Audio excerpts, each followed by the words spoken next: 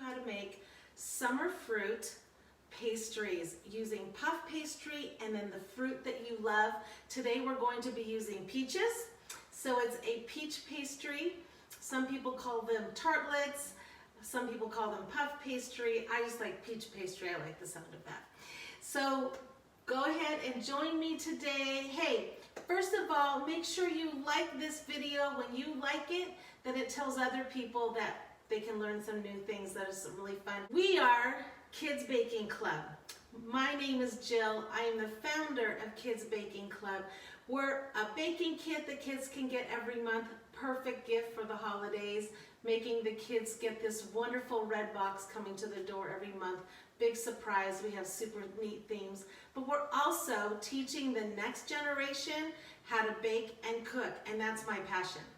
I learned it as a little girl, and I want all of the kids today to learn it. It's a lost art, and I want to make sure everyone knows how to have fun in the kitchen, and there's a lot of learning that goes on with that as well. So that's fun too. You guys ready to get started? Let's get started. All right, so you got to pick your fruit.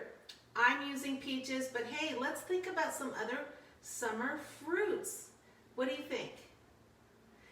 Plums. You could do a plum pastry, nectarines, apricots, that would be amazing.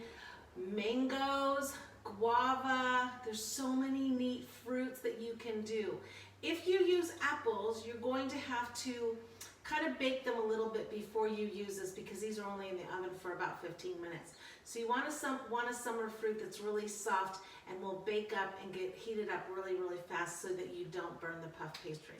Now, this is super simple because all you have to do is to buy the puff pastry. It's usually found in the freezer section, and you just thaw it out either in the refrigerator or out on your counter for about 20 minutes. You definitely don't want to make sure that the puff pastry gets soft because puff pastry is layers of dough and butter. Dough and butter, and they do it in just this amazing way. It's kind of like croissants or those pastries you get at the bakery. That's made with this puff pastry. So you want to keep it cold. I have this cold in the refrigerator. You basically roll it out onto a sheet pan, and then we're going to be making them into little squares, so they're little bites for everyone to get at dessert time, and they're great with vanilla ice cream, just so you know. So you can see right here I just made some lines, but I'm going to actually now use a pizza cutter and going to go ahead and make some more lines to make my squares. And then we'll see, we're going to get 20 servings out of this. Or 10 if everyone gets 2. And then I have just a little knife here just to make sure I got all the edges. So when these bake up, they're going to curl a little bit so they won't stick together.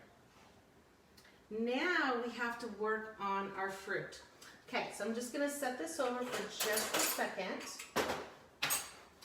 and get my fruit. I've already cut out some of my peaches, so you can see here, and I made them into very thin slices like this. But when you cut a peach, now a peach is a fruit, so there's going to be a pit inside. And you want to use, kids, especially if you're using a soft knife, you want to make sure your hand is on this side, not near the knife, and just cut down the side. You want to make sure the fruit is ripe because otherwise it's going to be tough. And what I usually do is I just twist like this, and then I open it up, and then you just take out the pit. And then using that same knife, you're just going to cut very thin slices like this. This is actually a white peach, so it's beautiful inside. I happen to like white peaches a little better. I bought the yellow peach too, just so you guys could see the difference, but white peaches have a little bit of a sweeter taste that I like. And then just going ahead and cut it. Then we're going to put some ingredients in there, so you're going to need 1 tablespoon of flour, 2 tablespoons of sugar, 1/2 teaspoon of cinnamon, and 1/2 teaspoon of vanilla extract. So you're going to take all your peaches and carefully put them into a bowl. And then because I'm using 2 different types of peaches, I'm going to toss it a little bit. Now we're going to add our 1 tablespoon of flour. I'm going to scatter this over the top because what's going to happen is when it's baking, it's going to thicken that sugar and the juices from the peaches so it looks like a little peach pie. And we're going to add a little bit of sugar. You can omit the sugar if you're being careful on your limited sugar. So we're just scattering this all first. I haven't stirred it yet. And then I'm going to take my cinnamon, I'm going to scatter that. And then my vanilla. Make sure that you drizzle it all the way around. I can already smell it. It's amazing. So then you're just going to very carefully just toss it a little bit. Okay. This would be perfect just for a pie, but hey, we're going to make these puff pastries. Put down in the comments, like, what fruit would you use? What would you be using to make these? Okay, so now that I have all that done, I'm going to set this aside for just a second. I'm going to bring back up my puff pastry. And now this is the fun part, to kind of make them look beautiful when you layer them out. So you just kind of take your pieces and just start to layer them. 1 or 2. Just make them really, really pretty.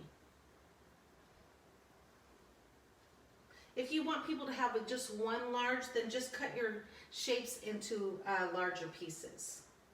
But I like how it comes out where it's just a few at the time. Now, we want to make sure that the edges of the puff pastry start to glisten a little bit when they come out of the oven. So what we're going to do is we're going to just crack an egg. And I kept the egg at room temperature.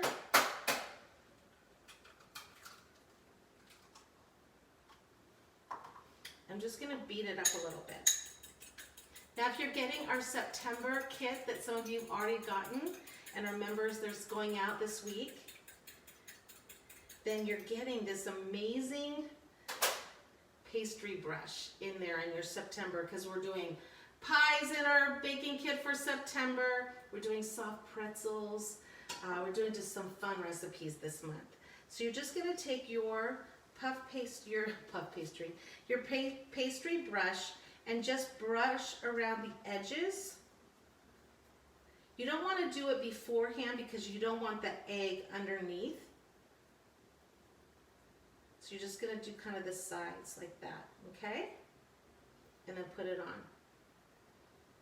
Now if you just want to add a little bit more pretty, you can take some slivered almonds and just stick those on top, and then they'll toast in the oven. You want to set your oven at 400 degrees. I know it sounds hot, but you're only going to have it in the oven for about 15 to 17 minutes. So you want a hot oven so it bakes really fast. Anytime you increase the temperature in an oven, it's basically saying you want a flash bake. You want it to go a little bit faster. If you're doing an apple pie, I don't know if you know, but you'd have that in the oven for an hour, because apples are a very dense fruit and it's got to stay in the oven for about an hour to just seal in all of those juices and soften the apples. And that's why it's in a low oven, like 325 degrees for an hour. These are going in for just 15 to 17 minutes, and it's a 400 degree oven, so it really, really makes a difference.